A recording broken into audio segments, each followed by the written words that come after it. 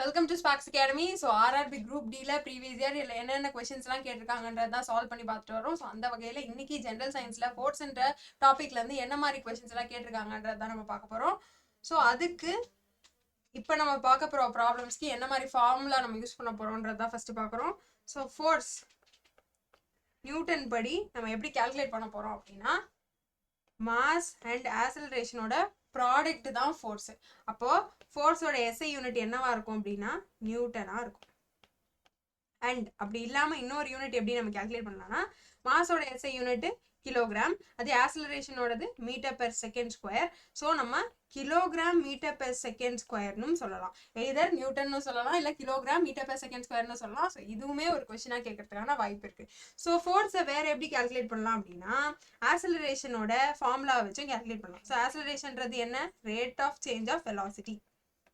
Rate of change of velocity. So அப்படின்னும் போது a is equal to final velocity minus initial velocity divided by time. இதுதான் நம்ம என்னன்னு சொல்லுவோம்னா acceleration, rate acceleration due to கிராவிட்டின்னு சொல்லுவோம். ஸோ அப்படின்னும் போது இதை சப்ஸ்டியூட் பண்ணோம் அப்படின்னா v minus u by t. So இந்த ரெண்டு ஃபார்முலா பேஸ் பண்ணி தான் நம்ம இன்னைக்கு ப்ராப்ளம் சால்வ் பண்ண போகிறோம். ஸோ ஃபர்ஸ்ட் கொஸ்டின் பார்க்கலாம். First question, a 2 kilogram object is moving at an acceleration of 4 meter per second square. The total force applied to it is கேக்குறாங்க. So என்ன கொடுத்திருக்காங்க? mass of the object கொடுத்துட்டாங்க 2 kg, acceleration 4 meter per second square கொடுத்துட்டாங்க. So நம்ம என்ன calculate பண்ணணும்? force. So m into a, that is 4 into 2, 8 newton. Option D, 8 newton is the right answer. So அடுத்த question பாருங்க. The speed of a body of mass கொடுத்திருக்காங்க 100 kg. So increases from 5 meter per second to 15 meter per second in 5 seconds கொடுத்திருக்காங்க. Time கொடுத்திருக்காங்க. So final velocity v is equal to 15 meter per second கொடுத்திருக்காங்க. And initial velocity 5 meter per second கொடுத்திருக்காங்க. So இப்போ நம்ம என்ன calculate பண்ணோம்? force. So 100 into 15 minus 5 divided by 5. So என்ன பண்ணலாம்? 100 into 10 divided by 5. So 200 newton. 200 newton தான் force exerted. அப்போ ஆப்ஷன்ஸை வச்சு நம்ம இதை எலிமினேட் பண்ணியிருக்கலாம். ஸோ ஆப்ஷன்ல நியூட்டன்ன்றது கொடுத்துருக்காங்க. ஸோ ஃபோர்ஸோட யூனிட் என்னது? நியூட்டன். அப்போ option D 200 Newton is right answer. So இப்படியும் சால்வ் பண்ணலாம், ஆப்ஷன்ஸை வச்சும் எலிமினேட் பண்ணலாம். அடுத்த கொஸ்டின் பாருங்க. an object of mass m is equal to 20 kg moving with acceleration a is equal to meter per second square. So என்ன கேட்குறாங்க? Force. So m into a, 4 2s are 8, 80 newton is the right answer. Option A, 80 newton is the right answer. So அடுத்த question பாருங்க. calculate the acceleration. So acceleration கேட்குறாங்க. Force 100 நியூட்டனில் கொடுத்துருக்காங்க, mass 50 kgல கொடுத்துருக்காங்க. So நீங்கள் problem solve பண்ணும்போது இதையும் நீங்கள் கவனமாக பார்க்கணும். ஸோ எல்லாமே எஸ்ஐ யூனிட்ஸில் கொடுத்துருக்காங்களான்னு. ஸோ கிலோகிராமுக்கு பதிலாக கிராமில் கொடுத்துருந்தா நீங்கள் ஃபஸ்ட் அது கிலோகிராமுக்கு கன்வெர்ட் பண்ணிவிட்டு அதுக்கப்புறம் தான் ப்ராப்ளம் சால்வ் பண்ணுற மாதிரி இருக்கும். So F is equal to எம்ஏன்னு பார்த்தோம். ஸோ அப்போ ஏ எப்படி கால்குலேட் பண்ணலாம்? F by M. So 100 by 50. So 2 meter per second square is the right answer. So option A, 2 meter per second square. So நல்லா பாருங்க, இங்கே தான் meter per second square இருக்கு. ஸோ இங்கே meter second square இருக்கு. So இந்த ரெண்டு ஆப்ஷன்ஸையுமே நீங்கள் குழப்பிக்க கூடாது. So option A, 2 meter per second square is the right answer. So அடுத்த கொஸ்டின் பாருங்க.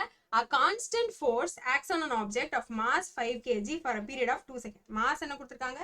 5 kg கொடுத்துருக்காங்க. டைம் 2 செகண்ட் கொடுத்துருக்காங்க. வெலாசிட்டி ஃபைனலா 8 மீட்டர் per செகண்ட் ஆகும், இனிஷியலா 6 மீட்டர் per செகண்ட் ஆகும் இருக்கு. ஸோ ஃபோர்ஸ் தான் கால்குலேட் பண்ண சொல்றாங்க. ஃபோர்ஸ் எப்படி கால்குலேட் பண்றது? m into v minus u by t. So mன்றது 5, ஸோ v minus uன்றது 8 minus 6 divided by 2. ஸோ இங்கேயும் உங்களுக்கு 2 வரும், ரெண்டும் கேன்சல் ஆயிடுச்சு அப்படின்னா amount of force 5 newton. Option A, 5 newton is the right answer. அடுத்த கொஸ்டின் பாருங்க. if an object with a mass of 25 kg is moving with the same acceleration as 8 meter per second square, the force exerted எவ்வளோன்னு கேட்குறாங்க. So force exerted எவ்வளோ? 25 into 8, that is 200 newton. So ஆப்ஷன்ஸை வச்சு eliminate பண்ணலாம். So option A, 200 newton is the right answer. அடுத்த question பாருங்க. Same problem. So 15 kg mass கொடுத்துருக்காங்க, acceleration 5 metre per second square கொடுத்துருக்காங்க, ஃபோர்ஸ் எவ்வளோன்னு தான் கேட்குறாங்க. ஸோ ஃபோர்ஸ் எவ்வளோவா இருக்கும் அப்படின்னு பார்த்தீங்கன்னா m into a, மாஸ் வந்து 15 kg, acceleration 5, so 15 into 5, that is 75 Newton is the right answer. So option D. Which of the following is not an effect of unbalanced force applied to an object? So unbalanced force na enna, balanced force na enna appdi pathina. So ஒரு object ரெண்டு பேர் சேர்ந்து தள்ளுறீங்க. So ரெண்டு பேரோட wait height சிமிலரா இருக்கு அப்படின்னு வச்சுக்கோங்க. So உங்களோட கிளாஸ் ஸ்டூடெண்டாவே இருக்கட்டும், இல்லைன்னா உங்களோட ஃப்ரெண்டா இருக்கட்டும், இல்லை உங்களோட கொலீகாவே இருக்கட்டும். ஸோ உங்க வயசும் உங்க ஹைட்டும் உங்க வெயிட்டும் எல்லாமே சிமிலரா இருக்கும்போது நீங்க ஒரு ஆப்ஜெக்டை மூவ் பண்றீங்க ரெண்டு பேரும் சேர்ந்து அப்படின்னா அந்த ஆப்ஜெக்ட் எங்கேயுமே மூவ் ஆகுது. ஏன்னா ரெண்டு பேரோட ஸ்ட்ரென்த் ஈக்குவலா இருக்கும். ஸோ அந்த மாதிரி ஃபோர்ஸஸ் தான் நம்ம பேலன்ஸ்டு ஃபோர்ஸஸ்ன்னு சொல்லுவோம். பேலன்ஸ்டு ஃபோர்ஸஸ் நீங்க ஒரு ஆப்ஜெக்ட் மேல கொடுத்தீங்க அப்படின்னா அந்த ஆப்ஜெக்ட் எங்கேயுமே மூவ் ஆகாது. சப்போஸ் அன்பேலன்ஸ்டு ஃபோர்ஸ் கொடுக்குறீங்க. அன்பேலன்ஸ்டு ஃபோர்ஸ்னா என்ன அர்த்தம் அப்படின்னா, ஸோ ஒரு சே ஃபார் எக்ஸாம்பிள் ஒரு ஃப்ரிட்ஜே இருக்கு, ரெஃப்ரிஜரேட்டரே இருக்கு, ஒரு குழந்தையும் அதை தள்ளுது, இல்லை ஒரு பெரியவங்களும் அதை இன்னொரு டேரக்ஷன்ல தள்ளுறாங்க அப்படின்னா எந்த டேரக்ஷன்ல அது மூவ் ஆகும் அப்படின்னா பெரியவங்க எந்த டேரக்ஷன்ல தள்ளுறாங்களோ அந்த டேரக்ஷன்ல தான் மூவ் ஆகும். ஏன்னா அவங்களோட ஃபோர்ஸ் இந்த குழந்தையோட ஃபோர்ஸை விட அதிகமா இருக்கும். அப்படின்னும் போது அதை தான் நம்ம என்னன்னு சொல்லுவோம், அன்பேலன்ஸ்டு ஃபோர்ஸ்ன்னு சொல்லுவோம். இங்க என்னன்னு கேக்குறாங்கன்னா not an effect of unbalanced ஃபோர்ஸ்னு கேக்குறாங்க. ஸோ அன்பேலன்ஸ்டு ஃபோர்ஸ் அப்ளை பண்ணா என்னென்னலாம் நடக்கும்?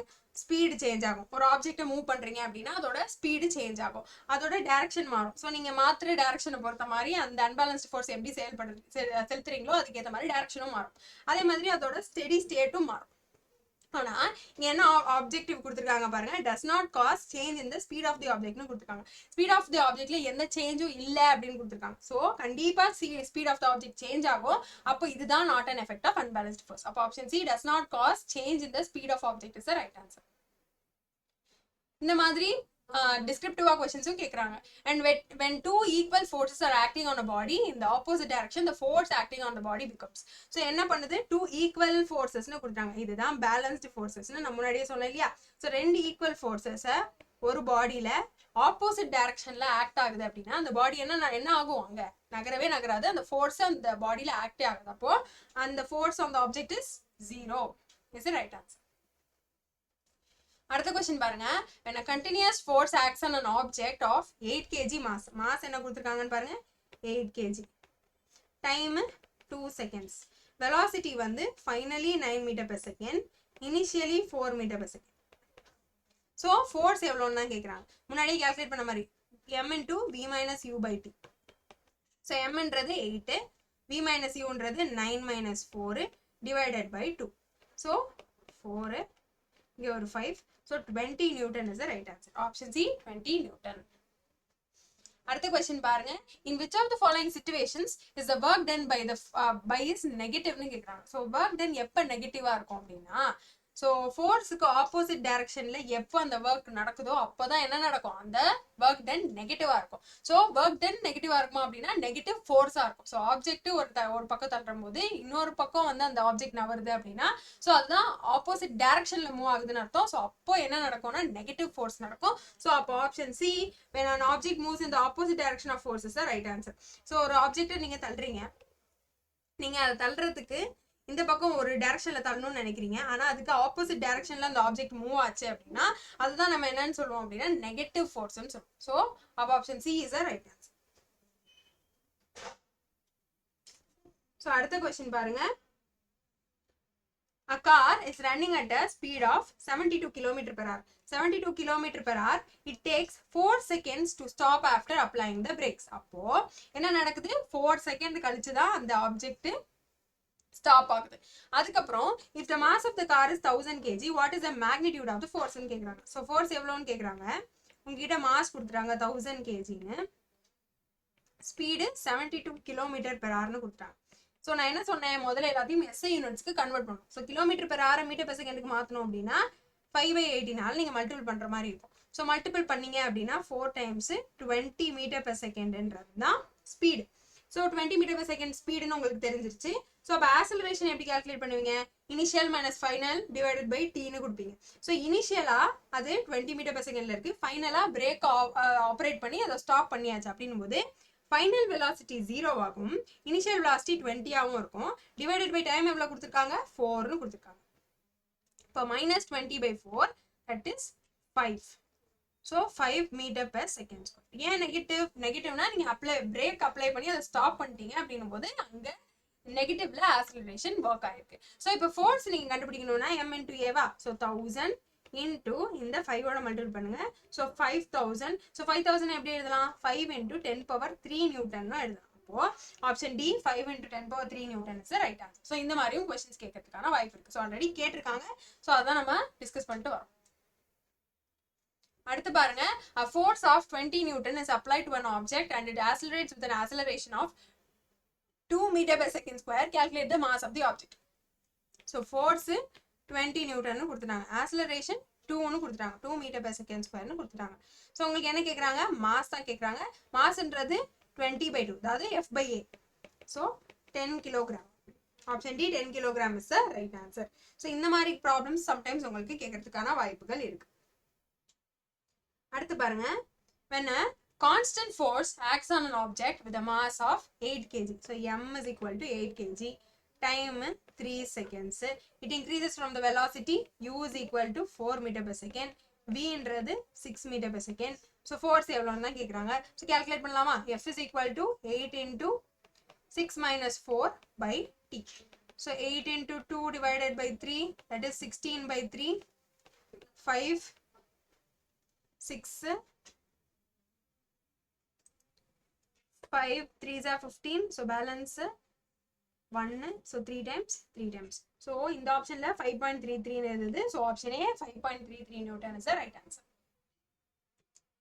அடுத்த क्वेश्चन பாருங்க, an object with mass m is equal to 100 kg accelerated uniformly with the velocity of 5 meter per second to 17 meter per second. அப்போ initial velocity 5 meter per second ஆகும், final velocity 17 meter per second ஆகும் இருக்கு, டைம்ன்றது 6 seconds இருக்கு. So இப்போ என்ன கேட்குறாங்க, force தான் கேட்குறாங்க. So force is equal to 100 into 17 minus 5 divided by 6. So 100 into 12 by 6, that is 200 Newton. So option B 200 Newton is right answer. நீங்கள் ஆப்ஷன்ஸை வச்சு எலிமினேட் பண்ணியிருக்கலாம். எப்படி நியூட்டன் இருக்கா, ஸோ ஃபோர்ஸ் தானே கேட்டிருக்காங்க, ஸோ ஃபோர்ஸோட யூனிட் என்னது நியூட்டன். ஸோ அப்படின்னும் போது நீங்கள் அப்படி கூட கால்குலேட் பண்ணியிருக்கலாம். ஸோ அடுத்த ப்ராப்ளம் பார்க்கலாமா. ஸோ அடுத்த ப்ராப்ளம் பாருங்க,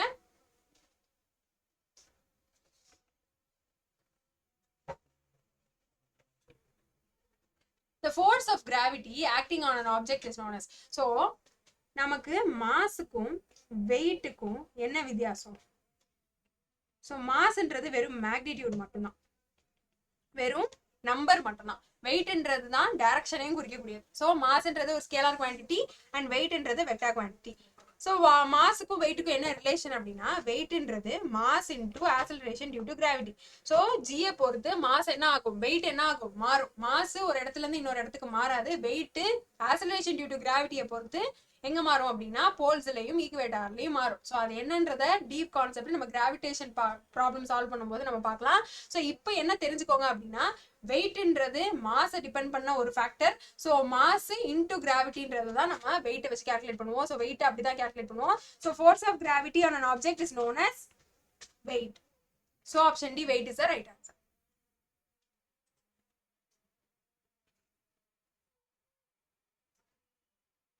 ஸோ அடுத்த கொஸ்டின் பாருங்க, all forces have both magnitude and டைரக்ஷனா, டென்சிட்டியா, டைரக்ஷன், மேக்னிடியூடா அப்படின்னு பார்த்தீங்கன்னா, ஃபோர்ஸஸ் எல்லாத்துக்குமே மேக்னிடியூடும் இருக்கும், டைரக்ஷனாகவும் இருக்கும். இப்போ கூட நம்ம பார்த்தோம் நெகட்டிவ் ஃபோர்ஸ்ன்னு பார்த்தோம். எப்போ நெகட்டிவ் ஃபோர்ஸ் ஆப்ஜெக்ட் நீங்க கொடுக்குற ஃபோர்ஸுக்கு ஆப்போசிட் டைரக்ஷன்ல மூவ் ஆச்சு அப்படின்னா அதை நெகட்டிவ் ஃபோர்ஸ்ன்னு சொல்றோம் இல்லையா. ஸோ அப்படின்னும் போது பாசிட்டிவாகவும் இருக்கலாம், நெகட்டிவா இருக்கலாம், அது டைரக்ஷனை டினோட் பண்ணுது. அது இல்லாமல் அது மேக்னிடியூடும் இருக்கும். அப்போ எல்லா ஃபோர்ஸஸ்க்கும் ஒரு மேக்னிடியூடும் இருக்கும், டைரக்ஷனும் இருக்கும். அப்போ option A is the right answer. அடுத்த क्वेश्चन பாருங்க, 10 kg mass changes in the momentum of an object in 0.02 seconds. Find the force ன்னு கேக்குறாங்க. சோ என்ன கொடுத்திருக்காங்கன்னு பாருங்க, momentum கொடுத்திருக்காங்க, that is p, 10 kg meter per second அப்படின்றது momentum. சோ இது momentum உங்களுக்கு கொடுத்துட்டாங்க அப்படின்னா நீங்க என்ன கால்குலேட் பண்ற மாதிரி இருக்கும், force கால்குலேட் பண்ற மாதிரி இருக்கும். டைம் என்ன கொடுத்துட்டாங்க, 0.02 seconds. ஸோ மொமெண்டம்ங்கிறது என்ன அப்படின்னு பார்த்தீங்கன்னா, மொமெண்டம்ன்றது என்ன, ஒன்றும் இல்லை. ஸோ மொமெண்டம்ன்றது product of mass into velocity. இங்கே என்ன கொடுத்துருக்காங்க, சேஞ்சஸ் இந்த மொமெண்டம்னு கொடுத்துருக்காங்க. சேஞ்சஸ் இந்த மொமெண்டம்னா எம்வி மைனஸ் எம்யூன்னு அர்த்தம். ஸோ சேஞ்சஸ் இந்த மொமெண்டம்னா initial momentum minus final momentum, இல்லை அப்படின்னா ஃபைனல் மொமெண்டம் மைனஸ் இனிஷியல் மொமெண்டம்ன்றது தான் change in momentum. So MV minus எம்யூன்னா நம்ம டினோட் பண்ணுவோம். ஸோ அப்படின்னும் போது எஃப் நம்ம எப்படி டினோட் பண்ணுவோம், F is equal to m into v minus u by t தானே டினோட் பண்ணுவோம். ஸோ இதை வேற எப்படி எழுதலாம், mv minus mu by t ன்னு எழுதலாம். ஸோ அப்போ உங்களுக்கு கொடுத்துருக்க வேல்யூ இந்த value. So mv minus mu தான் உங்களுக்கு கொடுத்துருக்காங்க. அப்போ 10 by 0.02. ஸோ என்ன பண்ணலாம், மேலேயும் கீழேயும் 1000ஆல 100ஆல மல்டிபிள் பண்ணோம் அப்படின்னா உங்களுக்கு 500 நியூட்டன் வரும். So option C 500 Newton is the right answer. So இந்த மாதிரி நம்ம ப்ராப்ளம் சால்வ் பண்ணி பார்க்கும்போது உங்களுக்கு என்ன கிடைக்குது, கிளியரான ஒரு ஐடியா. ஸோ ஃபோர்ஸ்னா என்னென்ன மாதிரி ப்ராப்ளம்ஸ் எல்லாம் வருது அப்படின்றத உங்களுக்கு தெரிஞ்சுக்கிறீங்க இல்லைங்களா. ஸோ இந்த மாதிரி ப்ராப்ளம்ஸ் தான் நம்ம எதிர்பார்க்கலாம். ஸோ இந்த வருஷம் குரூப் டிக்கும். ஸோ இது மட்டும் இல்லாமல் நம்ம ஸ்பார்க்ஸ் அகாடமியில் ஆர்ஆர்பி குரூப் டிக்கான கோர்சஸ் வந்து ஆஃபர் பண்ணிட்டு இருக்கோம். ஸோ ஆஃப்லைன் கிளாஸஸும் இருக்குது, ஆன்லைன் கிளாஸும் இருக்குது, வீக்கெண்ட் கிளாஸஸும் இருக்குது. ஸோ உங்களுக்கு வேணும் அப்படின்னா நீங்கள் ஸ்பார்க்ஸ் அகாடமியை கான்டாக்ட் பண்ணி நீங்கள் கிளாரிஃபை பண்ணிக்கலாம். ஸோ இதுக்கப்புறம் ஸோ ஃபிசிக்ஸில் வேறு என்னென்ன ப்ரீவியஸ் இயர் கொஸ்டின்ஸ் எந்தெந்த டாப்பிக்கில் கேட்டிருக்காங்கன்றதை செக்ரிகேட் பண்ணி நம்ம சீரியஸாக பார்த்துட்டு வரோம். ஸோ ஃபாலோ பண்ணிட்டு வாங்க. தேங்க்யூ.